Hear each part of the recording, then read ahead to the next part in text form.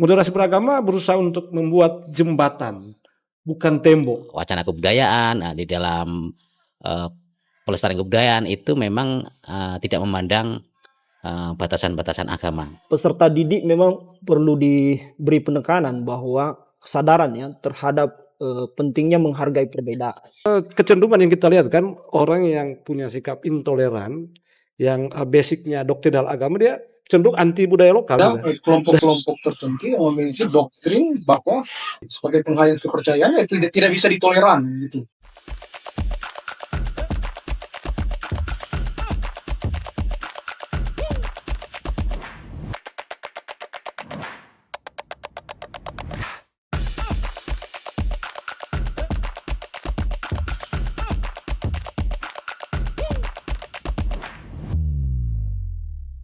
Halo M-People, hari ini saya Jacinta sedang berada di Rumah Loji Tondano. Dan senang sekali di hari ini saya boleh bersama-sama dengan 4 orang narasumber yang luar biasa. Telah hadir bersama dengan saya, Pak Kepala Balai Pelestarian Kebudayaan Wilayah 17, Pak Sri Sugihartas, SS, MPA. Kemudian Dr. Denny HR Pinontoan, dosen Kapus Kajian Agama dan Budaya LP2M IKN Manado. Juga hadir bersama dengan kita hari ini Dr. Arhanuddin Salim MPD, Dekan Fakultas Tarbiyah dan Ilmu Keguruan IAIN Manado. Juga hadir bersama dengan kita Pak Iswan Sual Sarjana Sastra, Ketua Umum Presidium DMP MLKI. Nah, bagaimana Bapak-bapak kabar hari ini? Baik. Luar biasa. Oke, senang sekali saya M-People boleh hadir dan duduk berbincang santai bersama 4 narasumber yang luar biasa. Nah, di hari ini kita akan mengangkat 3 isu yang sangat penting di kehidupan modern ini terkait pendidikan moderasi beragama, pendidikan penghayat kepercayaan, dan budaya moderasi beragama dan kepercayaan. Nah, tak perlu berlama-lama lagi, langsung saja saya ke Pak Arhan dulu dan Pak Denny. Nah, Pak, karena topik kita hari ini adalah tentang moderasi beragama, boleh nggak Pak dijelaskan sedikit apa itu moderasi beragama dan mengapa penting dalam konteks pendidikan dan kebudayaan? Iya, terima kasih atas pertanyaannya. Terkait soal moderasi beragama ya, moderasi beragama ini sebenarnya bagian dari kebijakan pemerintah sebenarnya melalui Kementerian Agama ya, menjadi pilot project Kementerian Agama yang diarus utamakan ke seluruh kementerian sebenarnya. Secara sederhana, moderasi beragama itu adalah cara kita sebenarnya bersikap ya terhadap perbedaan agama dan budaya, tidak hanya di internal agama dan budaya kita, tetapi di eksternal juga begitu. Jadi cara pandang atau wawasan tentang bagaimana penghargaan, toleransi ya terhadap perbedaan agama dan budaya. Baik, terima kasih Pak. Nah, melihat situasi kita di Sulawesi Utara saat ini, kita adalah masyarakat yang multikultural. Ada banyak sekali agama, kepercayaan yang dianut oleh masyarakat Sulawesi Utara. Nah, saat ini saya ke Pak Denny dulu. Pak, bagaimana sih Pak pentingnya budaya moderasi beragama ini bagi masyarakat multikultural? Ya, Tabea, ya sekira penting sekali ya, karena ketika kita bicara masyarakat multikultural, berarti kita bicara suatu masyarakat yang terdiri dari berbagai macam, dan di situ ada keragaman yang sangat kompleks, ada yang kultural dan subkultural. Nah, salah satu prinsip dari moderasi beragama itu yang saya kira juga itu bagian dari akar kebudayaan kita adalah keseimbangan, harmoni. Jadi karena masyarakat multikultural itu terdiri dari terutama orang-orang yang dengan identitasnya, keyakinannya, ideologinya, maka keseimbangan dalam arti bahwa di satu pihak dia terus meyakini apa yang diyakini, tapi ke ruang sosial, ke ruang publik, dia kemudian harus menjaga keseimbangan itu untuk tidak menjadi apa yang disebut ekstrim misalnya begitu. Sehingga moderasi beragama sebenarnya mungkin bisa diperluas lagi istilahnya, bukan hanya moderasi beragama tapi moderasi sosial, moderasi kebudayaan lah. Yaitu bagaimana kita antara lain memelihara mengolah dan mengembangkan keragaman. Karena fakta kan dalam masyarakat multikultural adalah adanya gesekan, konflik. Nah, moderasi beragama berusaha untuk membuat jembatan, bukan tembok. Nah, jembatan itu saya kira adalah kebudayaan. Nah, karena kebudayaan kita antara lain menyimpan nilai-nilai dan spirit keseimbangan itu. Saya kira demikian. Oke, nah mungkin pertanyaan ini boleh dijawab oleh bapak-bapak sekalian. Jacinta ingin dengar perspektif yang berbeda dari 4 narasumber kita hari ini. Nah, bagaimana Pak moderasi beragama ini dapat diterapkan dalam dunia pendidikan dan kebudayaan yang masyarakatnya saat ini multikultural di Sulawesi Utara? Mungkin boleh dari Pak Kepala? Ya. Baik, terima kasih. Jadi pertanyaannya bagaimana kebudayaan bisa berperan dalam moderasi beragama berperan dalam masyarakat yang multikultural. Iya. Ya, jadi kalau dari kami dari Balai Pelestarian Kebudayaan ya, yang intinya mungkin juga dari perspektif kebudayaan. Jadi moderasi beragama ini ada kaitannya juga dengan bagaimana upaya pemajuan kebudayaan. Pun juga pemajuan kebudayaan juga berhubungan dengan upaya moderasi beragama. Jadi antara moderasi beragama dengan pemajuan kebudayaan itu sebenarnya saling terkait dan dia punya hubungan timbal balik atau hubungan kausalitas lah seperti itu. Nah, jadi misalkan seperti ini. Jadi upaya-upaya pemajuan kebudayaan terutama yang difasilitasi oleh pemerintah ataupun yang diinisiasi oleh masyarakat juga itu kan biasanya kalau kebudayaan itu tidak memandang entitas agama tertentu. Artinya agama tidak dijadikan sebagai pembeda. Karena di dalam wacana kebudayaan, di dalam pelestarian kebudayaan itu memang tidak memandang batasan-batasan agama. Nah, artinya semua agama ataupun mungkin kepercayaan yang ada di Indonesia semuanya punya hak yang sama terlibat di dalam upaya pemajuan kebudayaan seperti itu. Sehingga pemajuan kebudayaan itu sendiri akhirnya bisa memberikan efek juga terkait dengan adanya moderasi beragama, karena ketika kita tidak membedakan agama satu dengan yang lain atau dengan kepercayaan satu dengan yang lain, maka otomatis juga akan timbul apa yang dimaksud sebagai moderasi beragama itu sendiri. Terima kasih.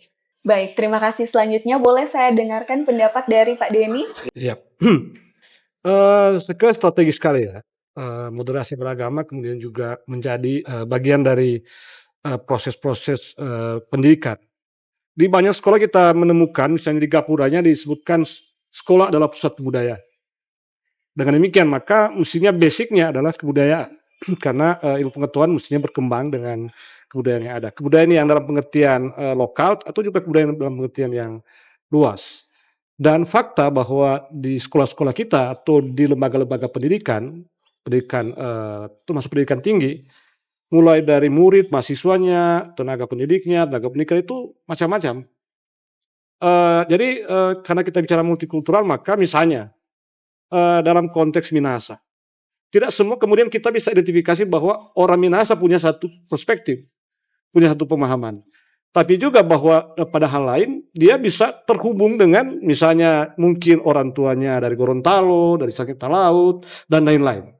Nah, itulah multikultural.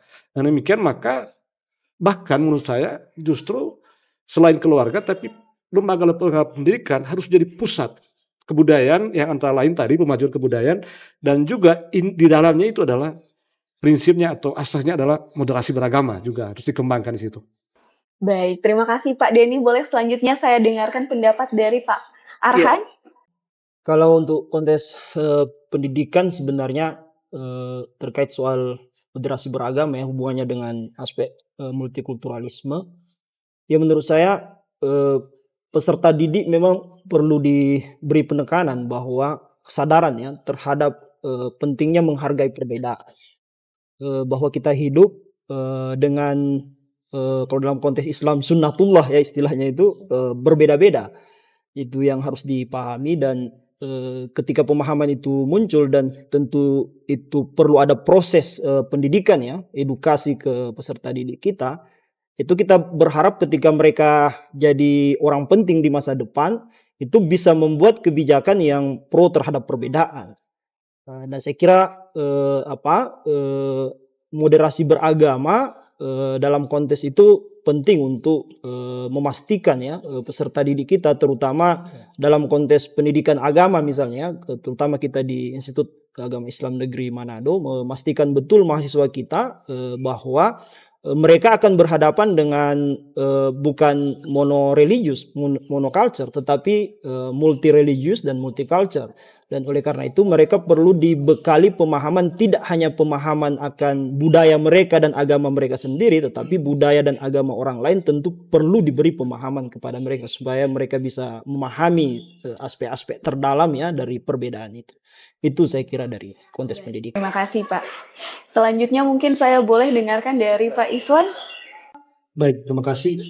Dalam pandangan saya sebetulnya definisi atau pengertian agama ya, kalau kita lihat dari Perpres penguatan moderasi beragama, sebetulnya juga menyangkut kepercayaan ya, atau boleh dibilang agama lokal seperti itu. Antara agama dan kepercayaan menurut saya sama-sama titik beratnya sebenarnya pada keluhuran nilai-nilainya. Jadi antara agama dan kepercayaan sama-sama mau menyebarkan nilai-nilai luhur itu kepada masyarakat. Yang tujuannya adalah sebetulnya ketika moderasi beragama ini diangkat ke permukaan, ini untuk menghindari clash atau benturan-benturan latar belakang masyarakat kita yang ya secara etnis, budaya, keyakinan dan lain sebagainya. Jadi ketika konsep moderasi beragama itu diterapkan di sekolah, itu menurut saya langkah yang sangat pas. Karena kan usia sekolah itu usia di mana pembentukan karakter, nilai-nilai keluhuran dan lain sebagainya. Jadi sebagai penghayat kepercayaan, sebenarnya punya pengertian yang sama sebetulnya. Leluhur di Minahasa mengatakan siapa si kayo banganyo tanah tak imbai. Artinya apapun kayo bang atau dunia ini adalah milik bersama. Jadi di situ ada prinsip berbagi. Prinsip berbagi.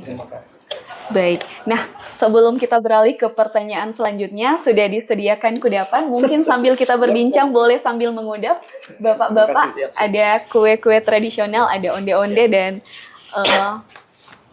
ongol-ongol. Ongol-ongol. Ada juga cookies kusu. Nah, beralih ke pertanyaan selanjutnya. Tadi sempat disinggung oleh Pak Kepala terkait pemajuan kebudayaan. Nah, dalam konsep pemajuan kebudayaan ini, Pak, apa sih yang dimaksudkan pemajuan kebudayaan itu sendiri? Baik, jadi terkait dengan pemajuan kebudayaan itu, kalau kita mengacu ke definisi yang di Undang-Undang Nomor 5 Tahun 2017 tentang pemajuan kebudayaan itu, minimal ada 2 kata kunci utama. Jadi kalau kalimat definisinya kan, pemajuan kebudayaan itu merupakan upaya meningkatkan pertama ketahanan budaya, yang kedua meningkatkan kontribusi budaya. Jadi minimal 2 kata kunci utama itu. Jadi bagaimana, artinya pemajuan kebudayaan itu adalah upaya untuk bagaimana budaya itu bisa bertahan. Bertahan itu maksudnya tetap awet, tetap lestari, tidak punah seperti itu.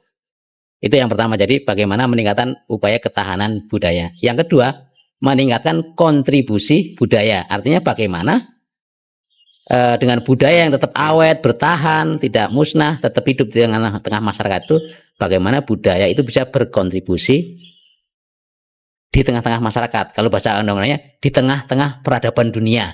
Nah, cuman bahasa ininya di tengah masyarakat lah seperti itu. Jadi pertama, jadi upaya pemajuan budaya itu adalah bagaimana meningkatkan ketahanan budaya. Yang kedua, bisa berkontribusi di tengah-tengah masyarakat seperti itu bahasa. Nah, berangkat dari definisi pemajuan kebudayaan. Ini masih berkaitan dengan pertanyaan mengenai moderasi beragama. Pertanyaan ini mungkin saya tujukan ke Pak Arhan dan Pak Denny sebagai dosen di 2 kampus yang berbeda. Nah, bagaimana moderasi beragama ini diterapkan dalam dunia pendidikan dan kebudayaan. Siapa dulu nih? Saya. Boleh? Boleh. Senior dulu. Boleh senior dulu. Ya, ada 4 indikator moderasi beragama yang kemudian bisa dipakai untuk mengatakan bahwa suatu komunitas itu sudah hidup dengan sikap moderat atau belum. Pertama, komitmen kebangsaan. Saya kira setiap perguruan tinggi swasta negeri itu diharapkan ada dengan komit terhadap kebangsaan itu. Makanya kan ada namanya mata kuliah PKN, kewirausahaan. Lalu kemudian ada indikator kedua, toleransi. Saya kira bermasalah kalau kemudian satu lembaga pendidikan mengajarkan kebencian, permusuhan, tidak ada misalnya. Normatifnya tidak harus ada lembaga pendidikan apapun yang mengajarkan kebencian, termasuk kebencian terhadap budaya lokal misalnya atau agama lain. Ketiga itu anti kekerasan. Nah ini saya kira suatu yang harus terus dikembangkan, karena semua itu kan ketika dia intoleran maka pasti dia akan dekat melakukan tindakan kekerasan. Yang keempat, dan ini saya kira dekat sekali dengan topik kita, yaitu akomodatif terhadap kebudayaan lokal. Nah, kenapa? Karena kecenderungan yang kita lihat kan, orang yang punya sikap intoleran, yang basicnya doktrinal agama, dia cenderung anti budaya lokal juga. Dan teman saya Iswan ini dan teman-teman yang sering jadi korban ketika berkembang di masyarakat kita sikap yang lebih mementingkan doktrin agamanya misalnya, tapi kemudian mengabaikan kehidupan sosial termasuk keberadaan yang lain itu. Dengan demikian maka pendidikan tinggi atau pendidikan menengah dasar itu, apalagi yang mulai dari tingkat dasar itu sudah harus diajarkan. Paling tidak 4 gagasan-gagasan itu yang kemudian itu saya kira juga itu ide-ide kebudayaan itu kan. Orang jika dia hidup secara dengan nilai-nilai dasar kebudayaannya, dia pasti akan toleran terhadap orang lain. Dan sebagai warga negara maka seorang beragama misalnya, seorang dengan identitas suku apapun, di ruang sosial dia adalah warga negara yang diikat oleh konstitusi. Dengan demikian dia sama dengan warga negara yang lain. Tidak boleh membedakan warga yang lain berdasarkan keyakinan subjektifnya, keyakinan doktrinalnya itu. Dan itu saya kira kemudian akan mengarahkan orang untuk mengembangkan sikap yang simpati, menghargai hak asasi manusia, termasuk juga alam dan lain sebagainya. Demikian. Baik, terima kasih Pak Denny. Selanjutnya mungkin boleh saya dengarkan dari Pak Arif. Iya, saya mungkin menjelaskannya ke praktek langsung saja ya, pendidikan moderasi di Manado. Jadi secara simbolis kami itu punya rumah moderasi namanya. Ya, rumah moderasi beragama plus ada podcast moderasinya juga di kampus. Jadi kadangkala kita membuat kegiatan ya lintas agama begitu, lintas budaya, tidak hanya monoton di Islam saja begitu. Lalu secara formal di kurikulum kita ada mata kuliah, namanya mata kuliah moderasi beragama dan multikulturalisme. Jadi secara spesifik memang mengajarkan ke mahasiswa kita, dan itu diberi di semester 1 ya. Semua fakultas, dasar, semua fakultas dan semua prodi praktek-praktek moderasi beragama dan penghargaan terhadap multikultural terutama di Sulawesi Utara begitu. Karena mahasiswa kami juga bukan dari Sulawesi Utara semua, ada dari luar juga.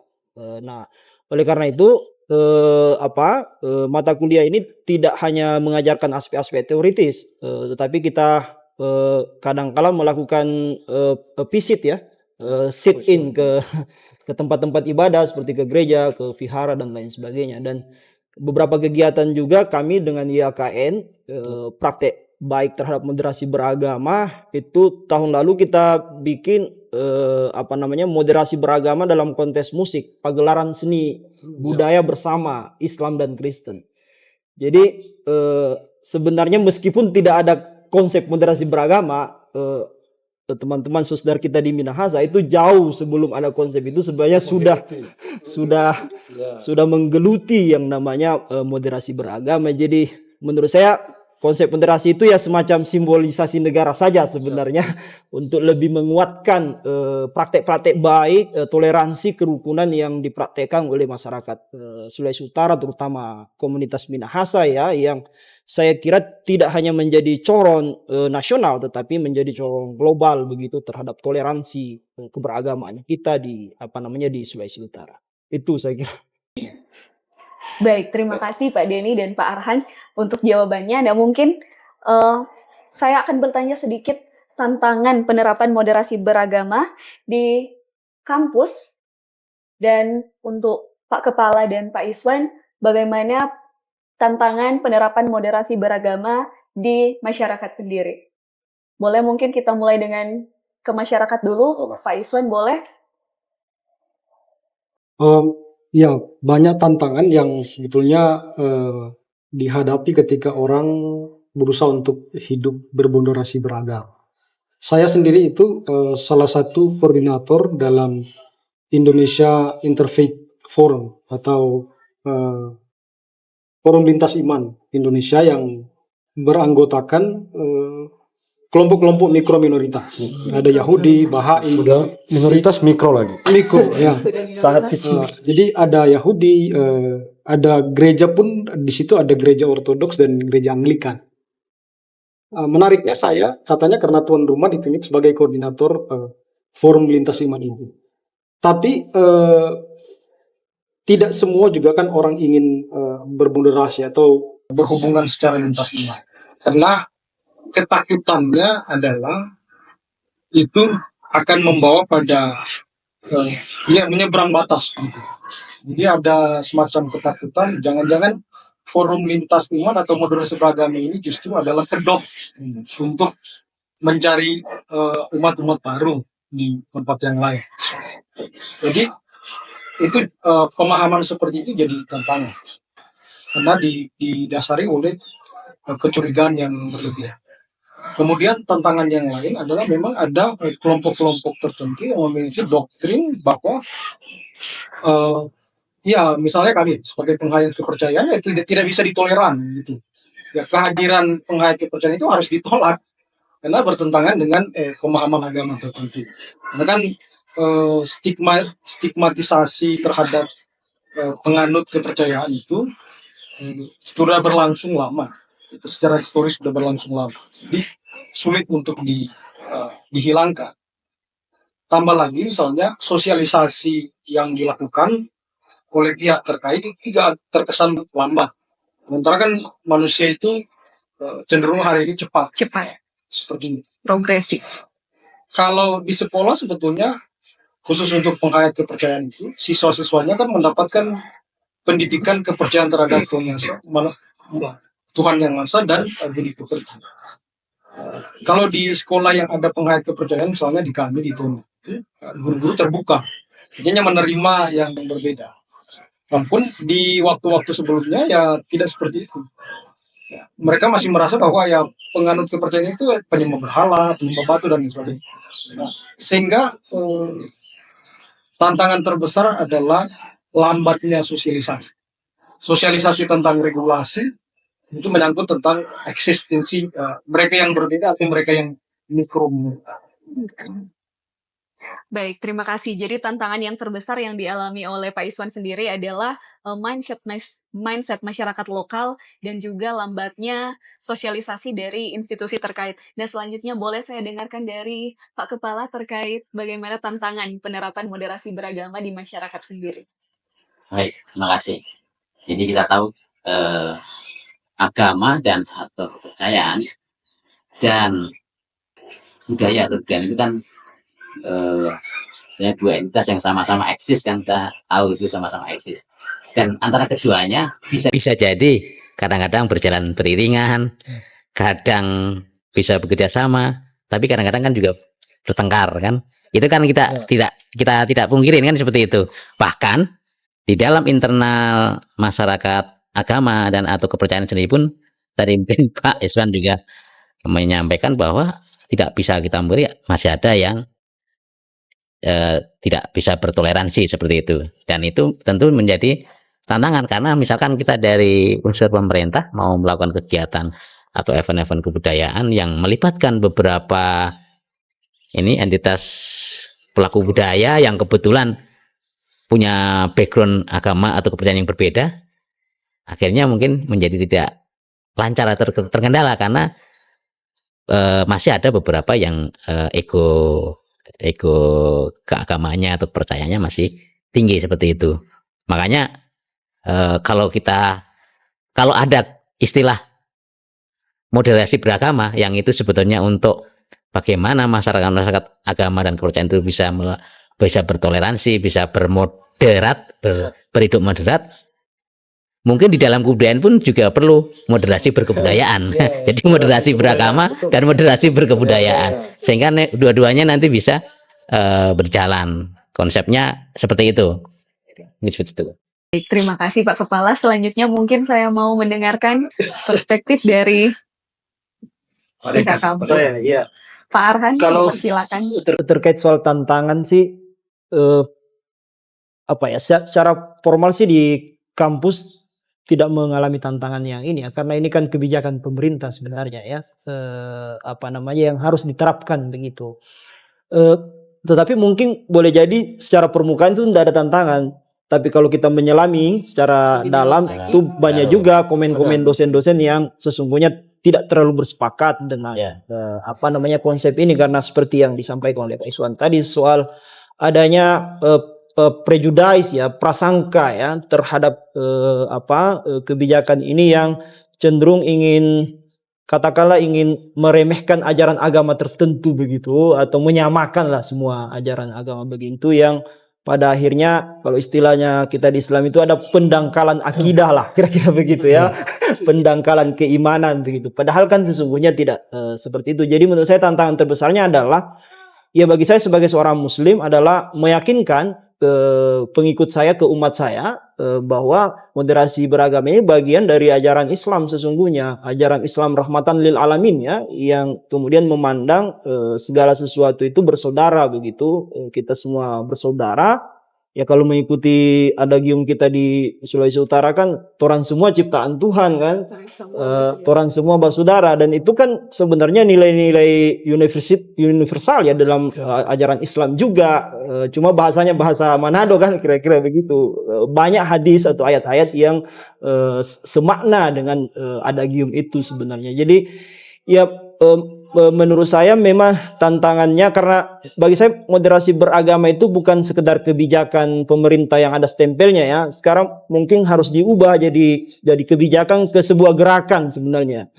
Jadi Kebijakan berubah menjadi iya, sebuah dari gerakan. kebijakan menjadi sebuah gerakan, artinya tidak hanya milik institusi pemerintah, tetapi tentu semua kalangan berkewajiban menggerakkan soal bagaimana pentingnya toleransi beragama, penghargaan terhadap keragaman, penghargaan terhadap budaya lokal yang menjadi indikator dari moderasi beragama tadi, bahwa perlunya ada penghargaan ke budaya lokal begitu ya. Nah ini memang prosesnya tidak mudah ya.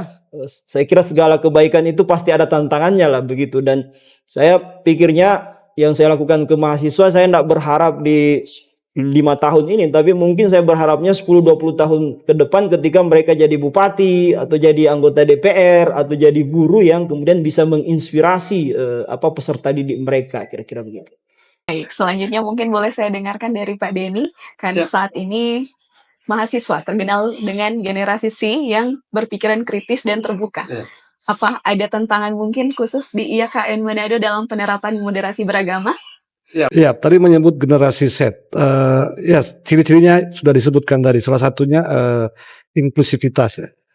Jangan-jangan tantangannya itu ada pada generasi X atau generasi baby boomers yang dosen dan sebagainya. Tapi yang saya mau katakan ini, karena IAKN Manado dan IAIN Manado itu kakak adik dalam bahasa Manado, tapi berbeda agama begitu, coraknya, karena satu kementerian agama. Yang saya lihat karena cirinya adalah PT KKN, Perguruan Tinggi Keagamaan Negeri, maka ya sudah pasti di dalamnya ada prodi mata kuliah yang memang dimaksudkan untuk penguatan secara doktrinal meskipun ada ilmunya.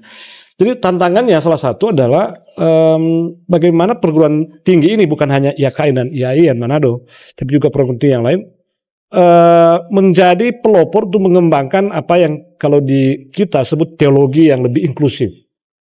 Karena saya kira salah satu sumber dari intoleransi, kebencian sekeras juga diakui itu adalah doktrin-doktrin yang eksklusif, yang kemudian menempatkan diri pada posisi sentral kebenaran dan yang lain itu pinggiran, tidak benar, sesat dan lain sebagainya. Dan itu segera disadari menjadi tanggung jawab dari IAKM Manado dan IAIN Manado mengembangkan teologi atau corak pengajaran doktrin yang lebih terbuka.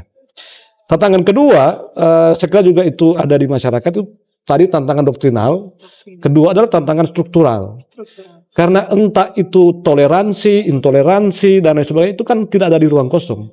Itu ada dalam sebuah konteks karena ada banyak penelitian mengatakan begini kan, mengapa orang menjadi intoleran atau dia cenderung musuh orang lain bukan hanya faktor doktrinal, faktor lainnya adalah ekonomi misalnya atau politik. Yang kita tahu sekarang kan pilkada dan sebagainya, nanti mungkin kita akan berhadapan dengan politisasi identitas. Politik identitas itu keniscayaan. MUI, PGI, KWI, dan PMII, dan sebagainya itu politik identitas. Tapi yang bermasalah adalah ketika identitas ini dipolitisir demi untuk memperoleh kekuasaan. Dan itu ada di wilayah ini. Jadi mungkin ya itu tantangan, tapi saya kira juga pasti selalu ada peluang kan. Peluang ya pertama tadi mengembangkan doktrin, ajaran yang lebih terbuka. Tapi ternyata persoalan ini membuka mata kita untuk kemudian mengatakan bahwa kita perlu bersama-sama secara kolaboratif untuk mengurus bukan hanya wilayah internal agama, tapi juga bagaimana secara etis agama itu atau juga budaya berperan dalam masyarakat, mengubah masyarakat, mentransformasi masyarakat. Supaya orang tidak lagi pikir-pikir kapan kita mau musuhi dia atau bagaimana cara kita musuh. Karena selalu kan kembali ke ekonomi. Ketika itu selesai maka dia mungkin tidak ada di pikirannya lagi untuk kemudian mencari soal-soal yang tidak perlu disoalkan dengan orang lain. Saya kira demikian. Baik, jadi selain tantangan doktrinal, ada juga tantangan ekonomi yang mengaruhi penerapan moderasi beragama ini sendiri. Nah, sebelum kita beranjak ke topik selanjutnya, ada satu pertanyaan terakhir saya tujukan ke 4 narasumber kita yang luar biasa hari ini, M-People. Pertanyaannya, bagaimana media sosial dapat digunakan untuk mendukung budaya moderasi beragama dan kepercayaan? Secara yang kita ketahui saat ini di era modern semua orang memiliki media sosial dan media sosial ini tidak memiliki batas, unlimited. Baik, boleh saya dengarkan mungkin dari Pak Kepala lebih dahulu. Baik, terima kasih. Berbicara terkait dengan media sosial, Balai Pelestarian Kebudayaan Wilayah 17 itu mempunyai kanal media sosial seperti Instagram, kemudian Facebook, di samping beberapa kanal lain seperti YouTube, kemudian ada website seperti itu. Nah, terkait dengan bagaimana peran media sosial dalam ikut mengembangkan moderasi beragama, ada beberapa hal yang sudah kita lakukan dengan media sosial kami di Instagram dan Facebook seperti itu. Walaupun memang ini baru kita gencarkan beberapa bulan yang lalu seperti itu, karena memang Balai Pelestarian Kebudayaan Wilayah 17 ini kan juga baru terbentuk nomenklaturnya tahun kemarin ya seperti itu. Walaupun sejarahnya sebenarnya sudah lama seperti itu. Nah, tapi di era Balai Pelestarian Kebudayaan Wilayah 17 ini di bawah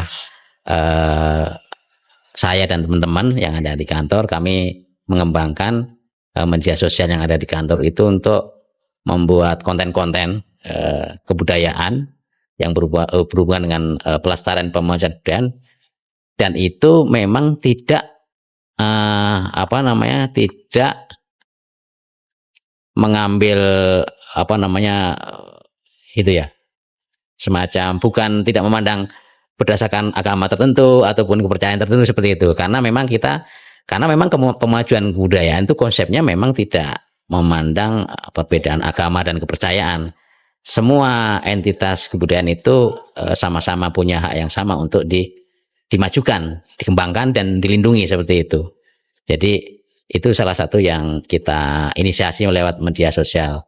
Artinya dengan media sosial itu kita tidak akan membuat konten-konten yang apa namanya itu istilahnya akan menyinggung agama atau kepercayaan tertentu seperti itu. Sehingga dengan demikian memang pemajuan kebudayaan itu adalah milik semua penganut agama dan kepercayaan. Jadi bukan milik penganut agama atau kepercayaan tertentu seperti itu. Sehingga dengan itulah negara itu ingin menyatakan bahwa pemajuan kebudayaan adalah untuk semua orang, untuk semua masyarakat, untuk semua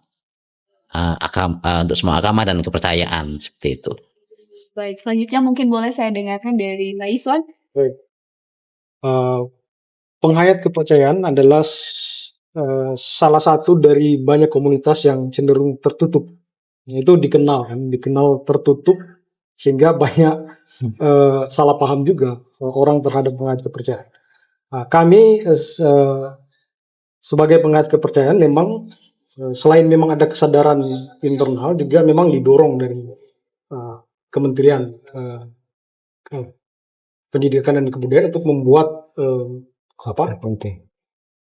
konten-konten yang isinya bagaimana menjadi pelopor dalam keberagaman, bagaimana menonjolkan keluhuran nilai-nilai warisan leluhur, dan ya memang yang dibutuhkan adalah kemahiran dalam menggunakan media sosial. Kita tahu bersama bahwa sekarang ini konten itu ada ribuan bahkan miliaran yang sifatnya negatif, ya. Dan itu merusak bukan hanya generasi muda tapi termasuk orang-orang tua juga, termasuk para penghayat kepercayaan juga yang tadinya tidak, khususnya yang ada kaitannya dengan masyarakat adat yang awalnya tidak pernah bergaul dengan media sosial, tapi ketika terpapar media sosial dia jadi rusak karena kontennya. Sehingga cara untuk melawan itu atau menanggapi itu ya dengan membuat konten-konten yang positif dan harus banyak. Jadi itu dianjurkan kepada semua organisasi penghayat kepercayaan juga membuat konten-konten, membuat akun-akun di platform media sosial yang tujuannya pertama menyosialisasikan apa itu penghayat kepercayaan, apa itu organisasinya. Yang pertama setelah tersosialisasi itu kan sumbernya memang sumber primer, tidak dari sumber-sumber yang lain yang cenderung salah paham.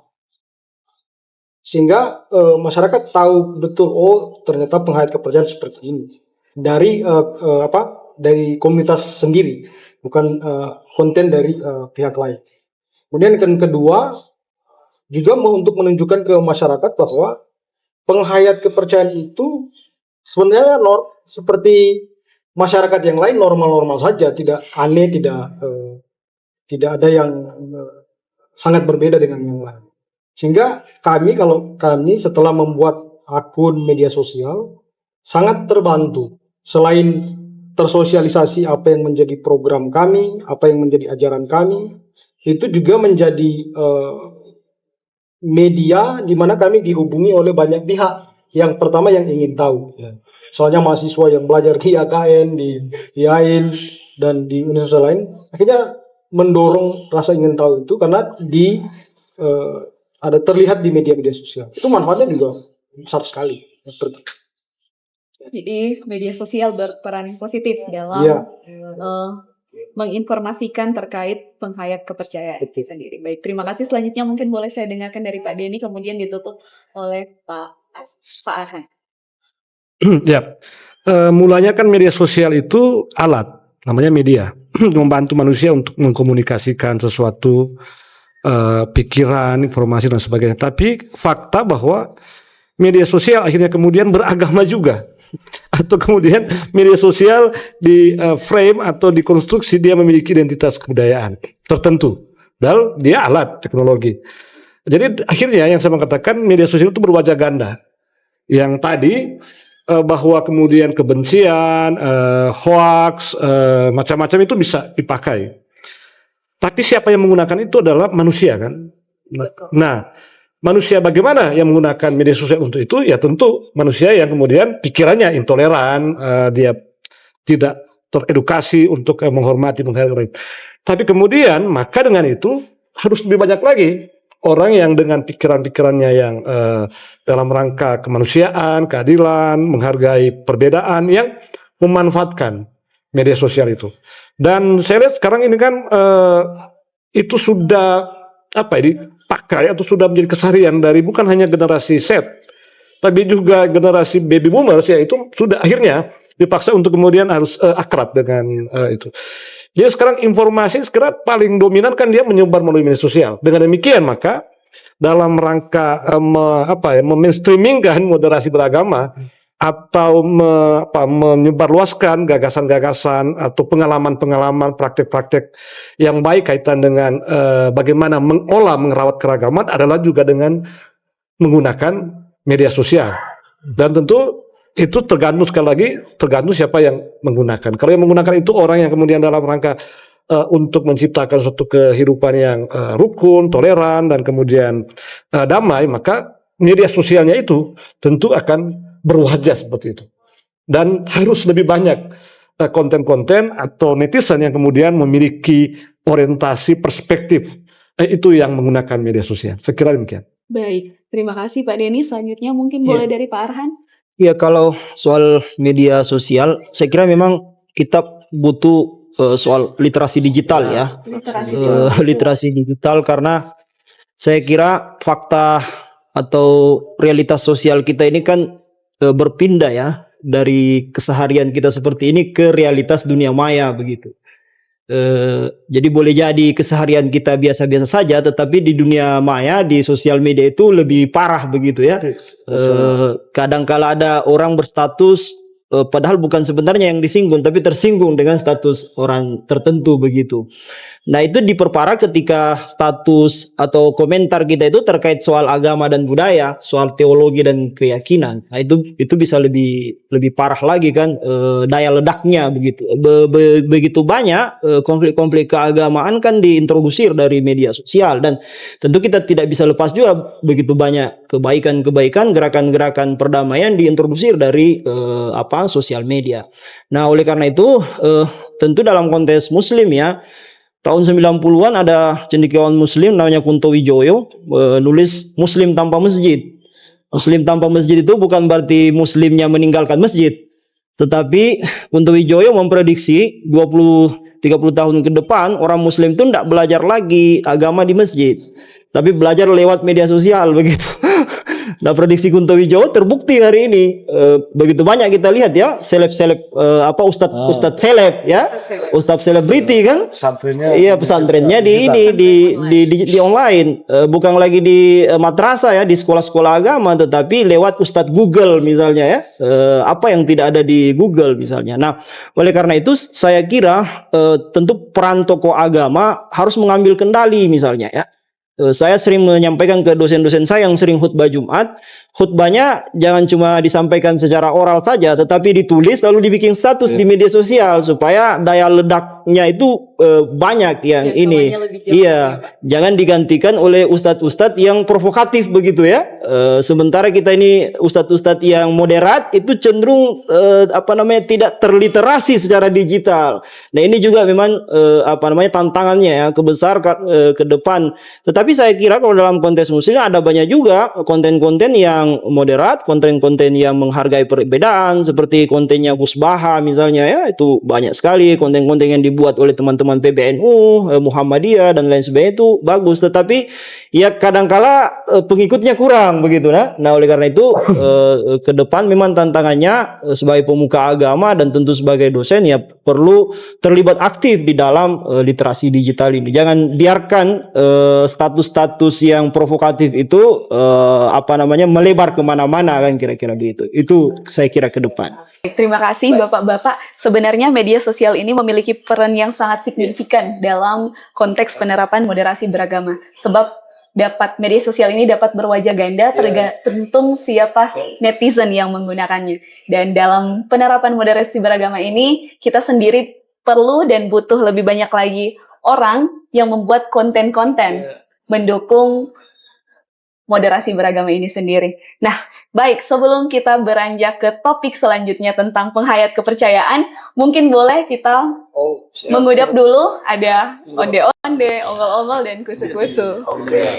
Oke. Ini nongol-nongolnya yang mana?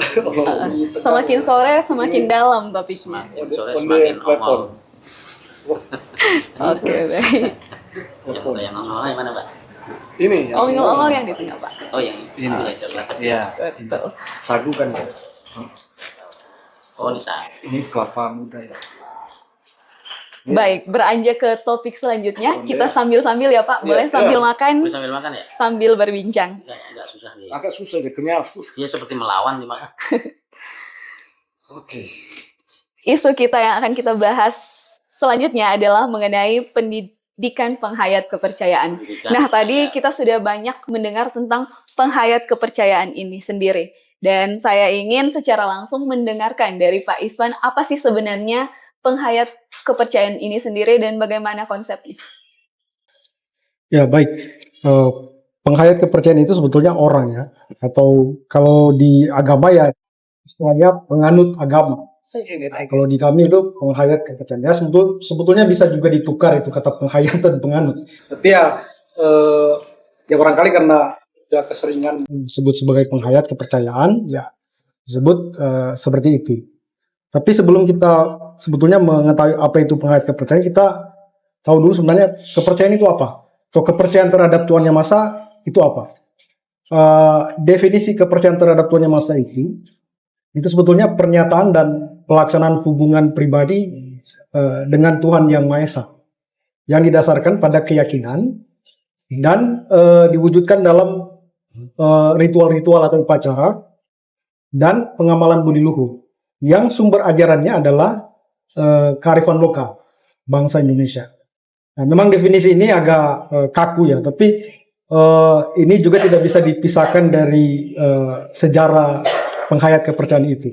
Sejak tahun 55 sampai sekarang, ya, bahkan dia banyak berganti istilah. Dulu disebut kebatinan, kemudian kerohanian, kemudian terakhir disebut kepercayaan terhadap Tuhan Yang Maha Esa. Nah, kadang-kadang juga dikaburkan dengan istilah-istilah lain, misalnya agama leluhur, agama asli Nusantara, dan sebagainya. Banyak nama yang diberikan. Sehingga mungkin yang paling singkat ya disebut saja penghayat kepercayaan. Ya. Jadi itu orang ya sebenarnya, orang.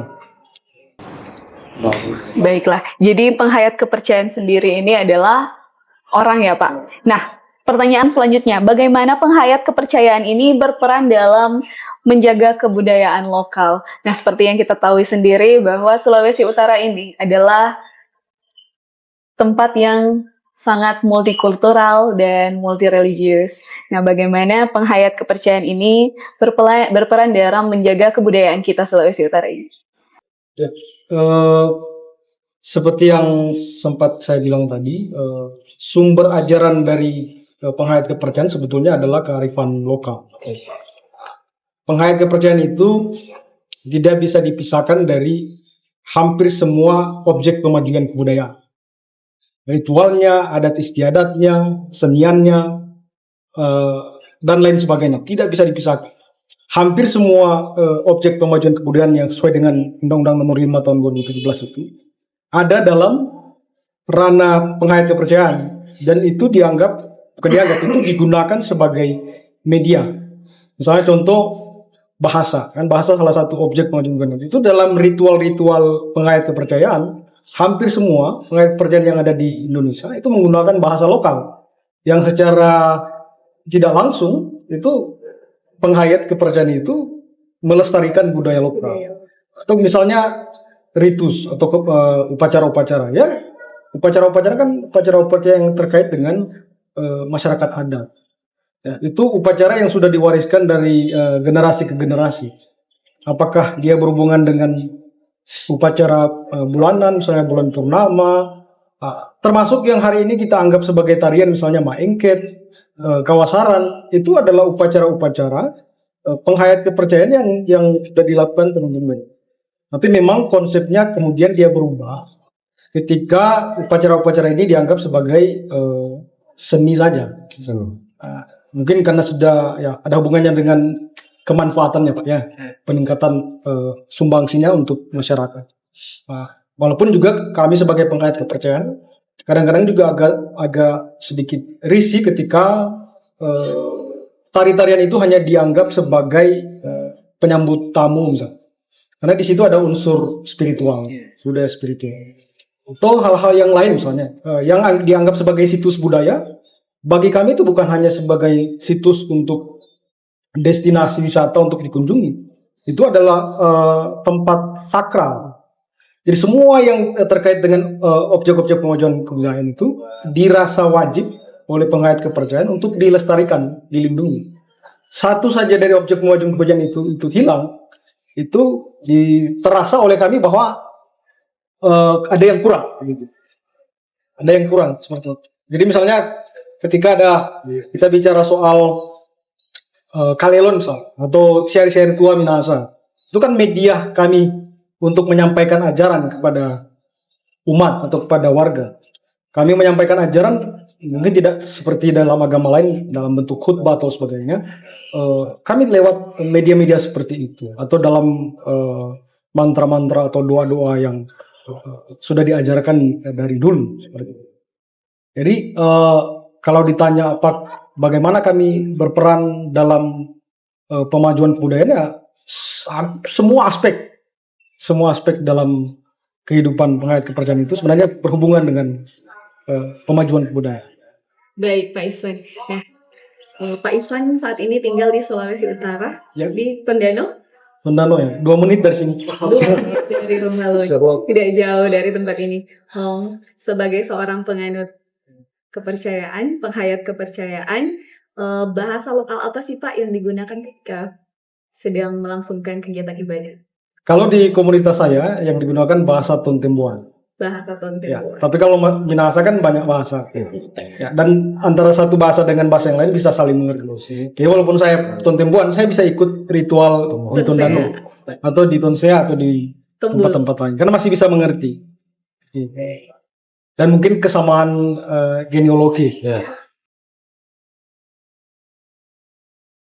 Nah Pak, selanjutnya, sejauh ini bagaimana peran pemerintah dalam mendukung penghayat kepercayaan melalui kebijakan pemajuan kebudayaan? Dukungan pemerintah terhadap penghayat kepercayaan itu, menurut saya, pandangan saya itu sangat luar biasa. Luar biasa karena dia terstruktur ya dari pusat sampai ke desa. Barangkali mungkin kami ini yang paling spesial. Penghayat kepercayaan itu langsung diurus oleh kementerian. Oleh kementerian langsung lewat Direktorat Kepercayaan Terhadap Tuhan Yang Maha Esa dan Masyarakat Adat. Ya. Yang jadi perpanjangan tangannya ya BPK ya, Balai Pelestarian Kebudayaan di Sulu. Kami merasa sangat istimewa karena ya orang yang datang atau tim yang datang itu bukan tim dari provinsi tapi dari Jakarta lah begitu. Nah, jadi selain itu banyak difasilitasi dengan regulasi. Regulasi itu sudah banyak ya, ada yang berhubungan dengan hak sipil perkawinan secara penghayat, bahkan lokasi pekuburan itu diatur. Kalau misalnya kita dapat penolakan dari masyarakat, itu sudah diatur. Penghayat kepercayaan itu bagaimana pengaturan soal pemakaman. KTP penghayat kepercayaan ini juga sudah bisa digunakan haknya. Karena sesuai dengan keputusan MK nomor 97 itu 2016 tahun 2017. Jadi penghayat kepercayaan itu sudah bisa menaruh atau mengisi dengan kepercayaan terhadap Tuhan Yang Maha Esa. Ada lagi yang lain. Bahkan untuk lembaga atau organisasi penghayat kepercayaan ini difasilitasi oleh kementerian untuk didaftarkan, diberikan tanda inventarisasi. Jadi terakhir pendidikan. Pendidikan dengan peraturan terbaru yaitu PP kalau saya tidak salah PP 27 tahun 2019 itu sangat memberikan ruang dan memfasilitasi penghayat kepercayaan. Maka seluruh penghayat kepercayaan khususnya yang usia sekolah dari PAUD sampai perguruan tinggi bisa mendapatkan haknya untuk khususnya mata pelajaran atau mata kuliah pendidikan kepercayaan. Kalau di sekolah itu masih pendidikan kepercayaan terhadap Tuhan Yang Maha Esa dan budi pekerti. Saya tidak tahu kalau di kampus apa nama mata kuliahnya. Yang pasti sudah secara jaminan regulasi itu sudah. Apalagi didukung oleh BPK. Kalau di Sulut kami dapat dukungan dari BPK, difasilitasi tempat, sering komunikasi. Tinggal mungkin yang jadi tantangan itu yang di pemerintahan tingkat bawah, mulai dari kabupaten sampai dengan desa. Yang saya bilang tadi itu karena tidak tersosialisasi dengan baik, sehingga masih salah sangka. Tapi makin hari makin ada perbaikan. Ya memang proses itu dibutuhkan untuk ke sana. Ya. Baik Pak, tadi sempat menyebutkan ada merasa diistimewakan oleh pemerintah ya Pak, dan kemudian tadi juga ada hak-hak spesial yang diberikan dalam bidang pendidikan. Nah mungkin boleh dijelaskan secara umum lagi Pak, hak-hak spesial yang didapatkan secara luas, mungkin secara di masyarakat. Kalau tadi kan dalam bidang pendidikan, mungkin ini secara personal. Sebenarnya yang saya maksud dengan spesial itu karena kami ditangani langsung oleh kementerian, tidak harus melalui dinas-dinas, tidak diurus lagi oleh dinas kebudayaan atau terutama yang organisasi penghayat kepercayaan. Kalau pendidikan ya masih sampai dengan organisasi terbawah ya. Kalau pendidikan, misalnya kalau contoh kasus di kampung kami, kan penghayatnya cuma satu di kelas. Ya kami diberikan kekuasaan, silakan dibawa anaknya ke sekretariatnya atau ke wali paliusannya atau bisa dididik di rumah. Jadi diberikan kebebasan untuk mengajar seperti itu. Jadi adanya kebebasan untuk mengajar, entah itu dari rumah ataupun dari tempat pengajaran. Ya, selain itu kan seharusnya kan yang mengajar itu harus guru ya. Harus guru kan yang mengajar. Tapi sekarang ini difasilitasi oleh pemerintah lewat penyediaan yang namanya penyuluh. Sambil menunggu, oh ya saya lupa sebut tadi. Sekarang itu sudah ada program studi pendidikan penghayat kepercayaan. Itu di Untak. Ya, lulusan dari program studi ini yang nantinya akan jadi guru-guru penghayat kepercayaan. Ya, sekarang yang akan menggantikan yang sementara disebut penyuluh.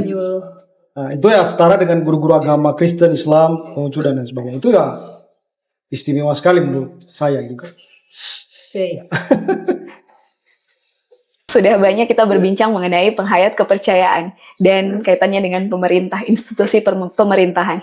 Nah, dari Pak Iswan sendiri, dari 1 sampai 100 kira-kira memberikan nilai berapa untuk kebijakan pemerintah yang saat ini? 1 sampai 100 ya? 80. Masih ada 20 sisa. Masih ada 20% lagi, dan mungkin di 20% ini apa yang Pak Iswan harapkan sebagai seorang penghayat kepercayaan? Yang bolong-bolong tadi, yang kurang-kurang tadi itu sebenarnya di paling bawah sebetulnya. Kalau dari pusat itu sudah sangat peduli dengan penghayat kepercayaan. Yang bahkan tingkat desa menurut saya. Karena terakhir misalnya saya kasih contoh Pak. Waktu lalu kan di BPK sempat ada program untuk memfasilitasi yang kelompok-kelompok budayawan dan termasuk penghayat kepercayaan. Kami sempat datang ke desa, kemudian meminta surat rekomendasi. Nah, karena kepala desanya sudah bukan yang lama, yang baru, dia tidak beri Pak. Saya sempat berkomunikasi dengan Pak Riki waktu itu. Dia tidak tahu atau alasannya apa. Padahal sebenarnya kan sudah surat domisili organisasi ada dan diberikan oleh pemerintah desa. Begitu ganti pemerintah hukum tuanya berubah. Berarti belum sampai berarti. Harapannya ya sosialisasi itu selain dari kami yang melakukan juga memang harus dari pemerintah, terutama pemerintah daerah. Karena kalau pemerintah daerah yang sosialisasi, masyarakat itu 100% dengar menurut saya. Kalau kami kan itu kan versi kalian, mungkin seperti ya tanggapan itu sih harapan kan. Kalau soal hak-hak itu sudah dijamin semua. Baik, terima kasih Pak Iswan. Luar biasa sekali perbincangan kita di hari ini tentang penghayat kepercayaan dan tentang moderasi beragama dalam konteks pendidikan dan kebudayaan. Nah, tidak terasa podcast kita sore hari ini sudah berada di penghujung. Dan mungkin pertanyaan saya yang terakhir saya tujukan ke 4 narasumber yang luar biasa kita di sore hari ini, M-People. Ada nggak Bapak-Bapak pesan kunci untuk teman-teman M-People yang menonton podcast kita hari ini, dan apa saja rekomendasi untuk pemerintah terkait penerapan moderasi beragama ini dalam konteks kebudayaan dan penghayat kepercayaan? boleh saya dengarkan mungkin dari Pak Arhan dulu, kemudian dilanjutkan Pak Denny, Pak Iswan, kemudian ditutup oleh Pak Kepala. Iya, pesannya sebenarnya adalah sebagai komunitas agama tentu kita perlu memahami betul ajaran agama kita ya secara dalam. Karena saya yakin kalau kita memahami ajaran agama kita secara dalam, tentu kita akan lebih wise ya, lebih bijaksana di dalam melihat perbedaan. Terjadinya radikalisme agama, fundamentalisme itu karena sebenarnya pemahaman agama mereka sangat minim dan terbatas. Mereka tidak pernah belajar dari sumber utama agamanya. Mereka belajar dari media-media yang tentu tidak kredibel begitu. Nah itu mungkin pesan saya untuk people ya, bahwa perlu meyakini betul ajaran agamanya, lalu memberi porsi kebijaksanaan di dalam melihat perbedaan agama dan budaya. Juga kalau pemerintah tadi ya, ya kita ini dosen di Kementerian Agama kan bagian dari pemerintah juga sebenarnya. Ya paling tidak menurut saya kebijakan moderasi beragama ada banyak hal yang saya kira masih perlu tetap ditingkatkan ya, dan mudah-mudahan kebijakan ini tidak berhenti di era Pak Jokowi. Mungkin ketika Pak Prabowo dilantik juga akan ada semacam kelanjutan begitu yang tidak terjadi discontinue ya, tetapi kontinuitas program yang saya kira luar biasa, karena begitu banyak guru-guru agama yang di-training ya untuk mengikuti program moderasi beragama ini, dan kita berharap bisa sangat bermanfaat ya untuk menguatkan kerukunan toleransi kita terutama di Sulawesi Utara. Itu aja sih saya kira. Terima kasih. Selanjutnya mungkin boleh saya dengarkan dari Pak Denny. Ya, ada dua hal. Pertama, apresiasi untuk Balai Pelestarian Kebudayaan wilayah 17 yang telah merespon dan kemudian melakukan kegiatan. Artinya ini suatu yang konkret, apa yang sejak 2019 lahir dan didorong oleh Kementerian Agama, dan strategis sekali karena pada akhirnya kita harus kembali ke basic kita, yaitu basic kebudayaan, dan kebudayaan itu beragam. Yang mengikat seorang Muslim, seorang Kristen, Minahasa itu bukan agamanya ini, tapi kebudayaannya bersama itu. Atau yang kalau kita di sini dulu sebut Bohusami, Bola Mongondo, Gorontalo, Sangir, Talaut, dan Minahasa, itu satu narasi yang mengikat meskipun berbeda-beda agama. Dan di situ tentu ada prinsip moderasi beragama, yaitu keseimbangan. Kedua, ini jadi tantangan sebenarnya bersama buat kita, termasuk Kementerian Agama juga, IAKN Manado dan IAIN Manado, bahwa ternyata kita masih ada harus ada upaya lagi, yaitu bagaimana kemudian membuat moderasi beragama ini tidak hanya sekedar kebijakan, tapi dia menjadi sebagai sebuah praktik kebudayaan. Apa itu? Itu jadi kesadaran, tapi juga laku hidup. Kalau hanya kebijakan, maka orang itu akan jadi munafik, misalnya kan. Di ruang ini dia moderat, tapi di ruang ini dia sangat sangat eksklusif sekali. Tapi kalau dia menjadi kesadaran dan itu kemudian dia kembangkan di ruang sosialnya, maka itu bagian dari upaya mengembangkan kebudayaan juga. Dan itu saya kira juga bagian dari pemajuan kebudayaan. Saya kira demikian. Terima kasih. Terima kasih. Selanjutnya mungkin boleh saya dengarkan dari Pak Iswan. Pesan pertama saya lebih ditujukan kepada para penghayat kepercayaan sendiri. Yang pertama, penghayat kepercayaan yang masih tertutup dan cenderung tidak mau menyingkapkan diri ke masyarakat, dia harus menunjukkan jati diri yang sebenarnya, kemudian menggunakan hak-hak sipilnya. Kalau sudah bisa menggunakan hak sipilnya, silakan digunakan, sehingga masyarakat juga tidak salah sangka dan berprasangka buruk terhadap para penghayat kepercayaan. Kemudian yang kedua, penghayat kepercayaan itu harus berkontribusi kepada masyarakat dan harus membangun hubungan yang inklusif. Jadi jangan juga mengasingkan diri, tapi harus bergabung dengan seluruh kalangan masyarakat yang berbeda latar belakang, termasuk berbeda keyakinan. Yang terakhir, saya mengharapkan pemerintah semakin banyak memberikan sosialisasi kepada semua kalangan tentang eksistensi penghayat kepercayaan, sehingga pelaksanaan atau penerapan dari regulasi boleh berjalan dengan lancar. Terima kasih. Terima kasih. Selanjutnya mungkin Pak Kepala, untuk menutup podcast kita hari ini, kita akan mendengarkan langsung pesan kunci dari Kepala Balai Pelestarian Kebudayaan Wilayah 17, Pak Sri Sugihat. Baik. Pemajuan kebudayaan dan moderasi beragama adalah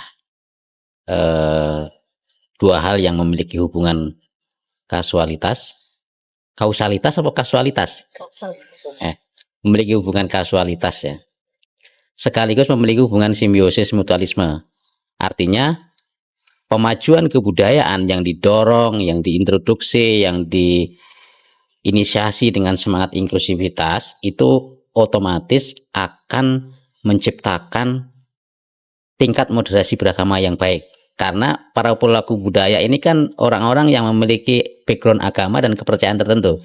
Sehingga ketika pemajuan kebudayaan itu didorong dengan inklusivitas, itu otomatis akan meningkatkan tingkat moderasi beragama. Sebaliknya, moderasi beragama yang baik, tingkat moderasi yang beragama yang baik dari antara pelaku agama dan kepercayaan dengan tingkat toleransi yang tinggi juga akan memperlancar proses pemajuan kebudayaan. Pemajuan kebudayaan tidak akan terhambat ketika para pelaku budaya yang mempunyai background agama dan kepercayaan mempunyai toleransi yang tinggi, otomatis pemajuan kebudayaan juga akan upaya pemajuan kebudayaan juga akan lancar seperti itu. Jadi pesannya adalah mari kita mengambil sikap moderat baik dalam beragama maupun dalam berkebudayaan. Demikian. Terima kasih banyak Pak Kepala, Pak Denny, Pak Arhan, dan Pak Iswan atas waktunya. Sudah berbagi banyak di podcast di MP Talks kita kali ini. Dan mungkin perbincangan kita akan berlanjut di sesi-sesi berikutnya. Dan di sesi kali ini kita telah usai. Dan kuncinya adalah peran kita semua itu adalah penting untuk penerapan moderasi beragama. Nah, M-People, senang sekali hari ini saya boleh berbincang dengan narasumber-narasumber yang hebat, dan terima kasih Bapak-bapak sekali lagi. Semoga kita boleh bertemu di kesempatan selanjutnya. Nah, M-People, saya Jacinta. Saya mengucapkan mohon maaf apabila ada salah-salah kata, dan sampai jumpa di siaran-siaran selanjutnya. Terima kasih.